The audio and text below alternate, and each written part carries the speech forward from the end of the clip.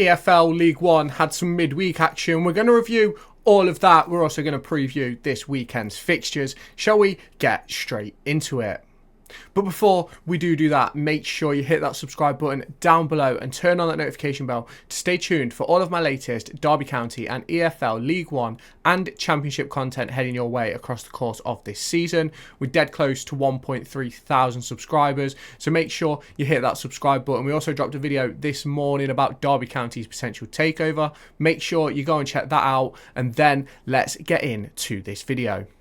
So we're starting off with the midweek fixtures where Huddersfield Town fell to a 2-0 defeat versus Blackpool. Steve Bruce has got them playing some wonderful stuff with 2 goals in the first half to round out the scoring of this game. And I have to say, Huddersfield have sort of really gone down the pan recently. We'll look into their results when we get on to previewing their game for the upcoming weekend. But a quick look at the basic numbers behind this one. 51% possession to 49%, 0.52 XG to 1.33.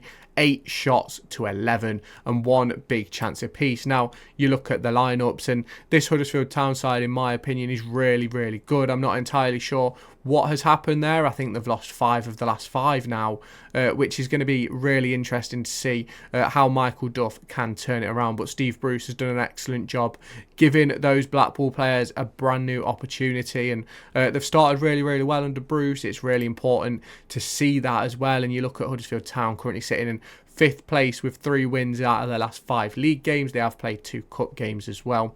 And Blackpool are 5 unbeaten with 3 wins on the spin as they head to face Burton Albion this weekend. It's a really interesting one for me. I'm not surprised by the result. I think Blackpool have been really, really good since getting rid of Neil Critchley. It's going to be interesting to see how long they can keep that form going. Leyton Orient and Peterborough went head-to-head, and Peterborough gave themselves a tough task to start with, conceding in the 20th minute to Leyton Orient's James before turning the game around just before half-time with 2 goals from Poku and a penalty from Mothersill to make it 2-1 heading into the break. Kelman came out in the second half and equalised after just 53 minutes, but Peterborough were unable to get all 3 points. Now, yet again, for me, it's another situation for Peterborough where they've created 1.3 XG, but you take away the penalty, that's what, 0.7. So realistically, they've created 0.5 XG. They've only had 7 shots with 64% possession. Leyton Orient 36, 1.01 XG, 13 shots, 2 big chances. It's a disappointing result here for Peterborough to not get all 3 points after taking the lead with that penalty. But if you look at both sides, I do think Leyton Orient are a really good side. I think this is a good result for them. They've had a really difficult start to the season. Peterborough in the same sort of boat really when it comes to their starts, but obviously I think Peterborough are a little bit higher up the table, sitting in 8th on 11 points, just 2 wins in their last 5 games though, which certainly isn't what they'll be wanting. You go down to Leyton Orient, 3 unbeaten now after losing their opening 4 games. They've turned a corner, they face Wrexham next. That is going to be a very difficult one. Wigan Athletic and Stevenage struggle to actually make anything happen in this game. Low amount of chances, just 14 shots across the entire 90 minutes for both sides. Wigan dominating possession but unable to make anything of it. Stevenage not really be able to create anything either. And you look at the 2 sides, and I have to be completely honest, I'm not sure the situation at Wigan, but they just seem to be really struggling at the moment. And Stevenage have been doing okay this season, but not able to pick anything up in this one. Now, if we do look at the league table, heading into previewing the next set of fixtures, you can see that Wigan and Stevenage are neck and neck on points. 2 wins, 2 draws and 3 losses.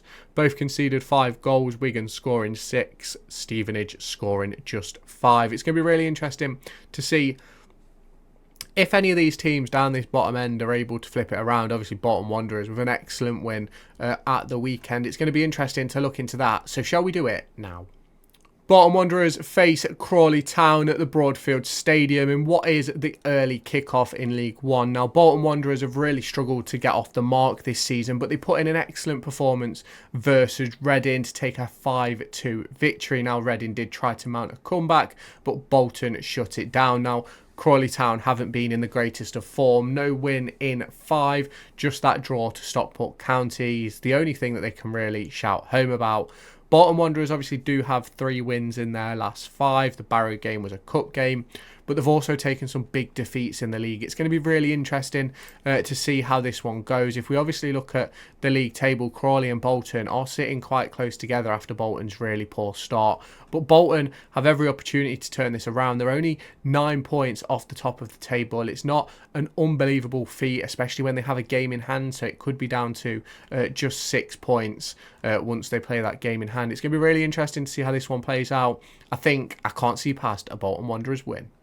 Reading and Huddersfield go back to back as they face each other at the Select Car Leasing Stadium in round 8. Now, both of these two sides haven't been in the greatest of form. It's 4 losses for Huddersfield and 1 win, just that win against Bolton Wanderers.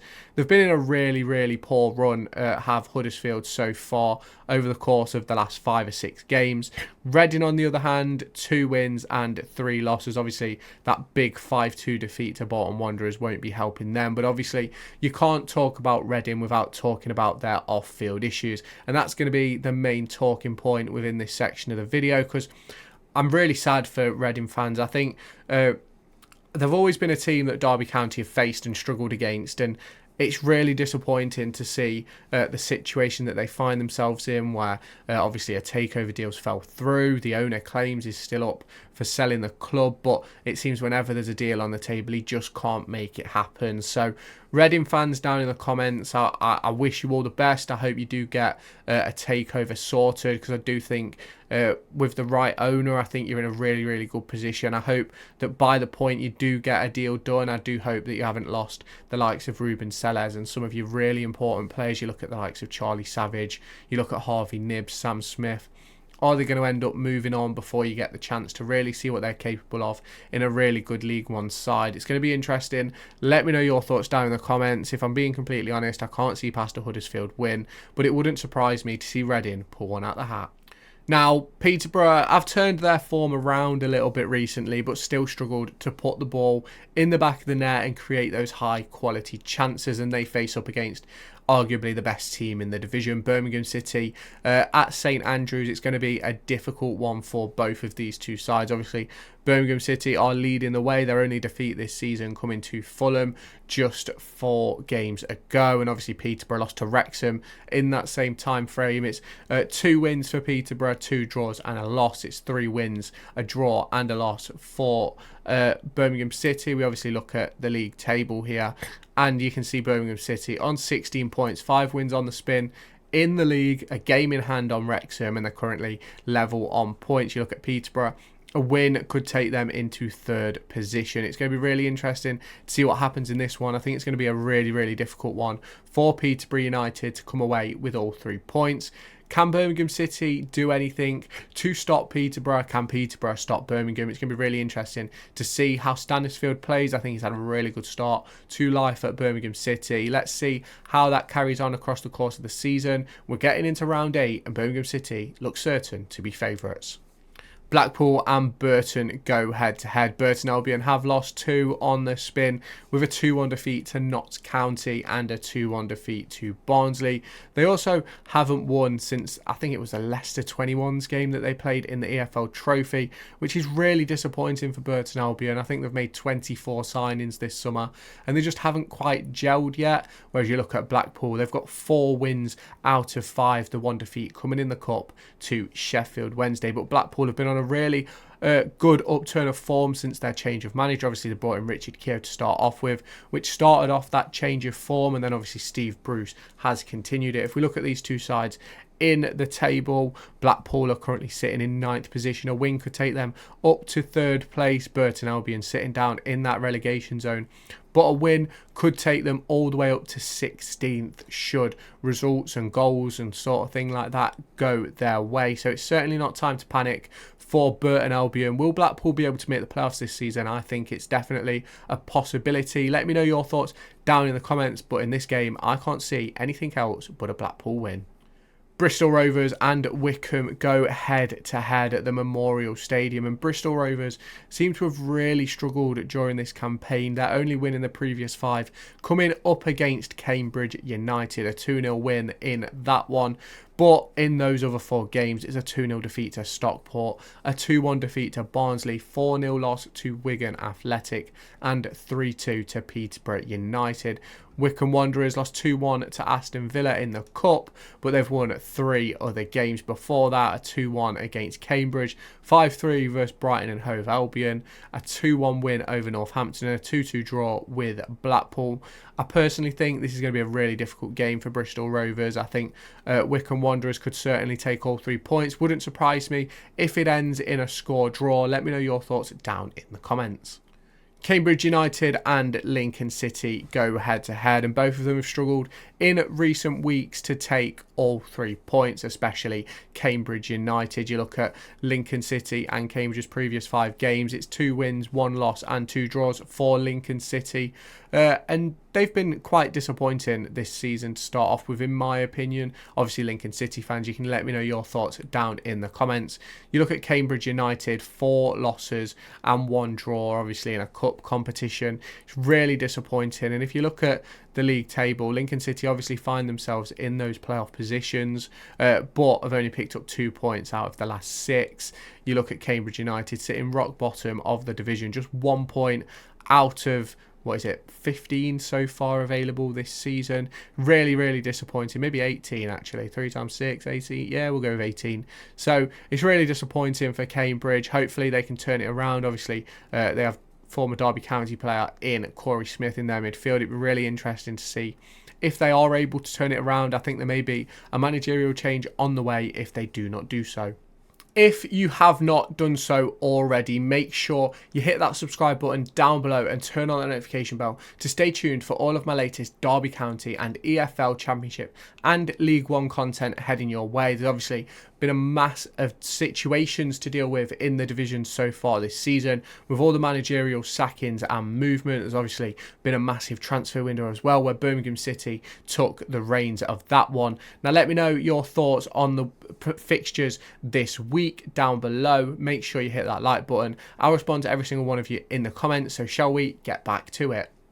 Leyton Orient and Wrexham go head to head. Now Leyton Orient have had a massive upturn in form recently. They lost 4 on the bounce to start the campaign in what was a really difficult start for them. But since then, they've picked up 2 wins and a draw in the league, as well as 2 defeats in cup competitions. But we ignore those cup competitions for now, as Wrexham come into this game leading the league table. Obviously, they have played an extra game to Birmingham City, who they lost to just 2 games ago. They beat Crawley Town last weekend, and they've beat Salford, Shrewsbury and Peterborough over the course of the last few weeks. I certainly think Wrexham have certainly exceeded my expectations this season. Personally, I thought there'd be other teams in this League One division that would be miles and far away and above better than Wrexham, but it hasn't yet come to that. Now, if we do look at the league table, as I say before, Wrexham leading the way, but an extra game over Birmingham City, which keeps them at the minute at the top of the table, but Birmingham City will most likely win that game in hand and go above them. We now go down to Leyton Orient, who find themselves in 16th place. Now, had a really difficult start, 4 losses on the bounce, but since then it's 2 wins and a draw, so that's 7 points out of 9. They've done really well to spin their form around. I think they're going to be a force to be reckoned with over the course of the next few weeks. I think Wrexham offers a really difficult task for them. They obviously played Peterborough in their previous game, which is a difficult one, and Stockport before that, so they face some really tough opponents, and they face another one in Wrexham this weekend. Are they going to be able to take all 3 points? I think this is going to be a tight one. I think a 2-2 draw for Leyton Orient and Wrexham. Northampton Town face up against Mansfield at the Sixfield Stadium, and I think this one is going to be really difficult. Obviously, both teams have a bit of indifferent form over the course of the last few weeks. It's 2 draws, 2 wins and a defeat for Northampton Town. It's 2 wins, 2 losses and a draw for Mansfield Town. Obviously, Northampton beating Huddersfield Town most recently, Mansfield beating Shrewsbury Town. It's going to be a fairly interesting one, this one. I think Northampton are a fairly decent side in this League One division. I think it shows by their league position. 13th place, Mansfield Town, a win could skyrocket them all the way up to 3rd place. So they'll be pushing for that victory. Obviously, it's still early days in the season. There's a lot of football still left to play. Let me know your thoughts and score predictions down in the comments. I think this one is going to be a very interesting one. I think it's going to be a Lee Gregory goal, which takes all 3 points for Mansfield Town. Let me know your thoughts down below. Now, this is an opportunity for Rotherham and Steve Evans to start their season, because they've been really disappointing, in my opinion, so far this campaign. And I think if you look at their recent form, I think it shows that both teams losing 2 games. Obviously, Shrewsbury losing 4 and only winning 1. That game against Leyton Orient, which was a really, really good win for Shrewsbury Town. Rotherham losing 2, drawing 2, and winning just 1 game against Huddersfield Town. And they have picked up a really good result in there with that 2-1 win over Huddersfield Town. Obviously, the 1-1 draw with Charlton Athletic was a really good one as well.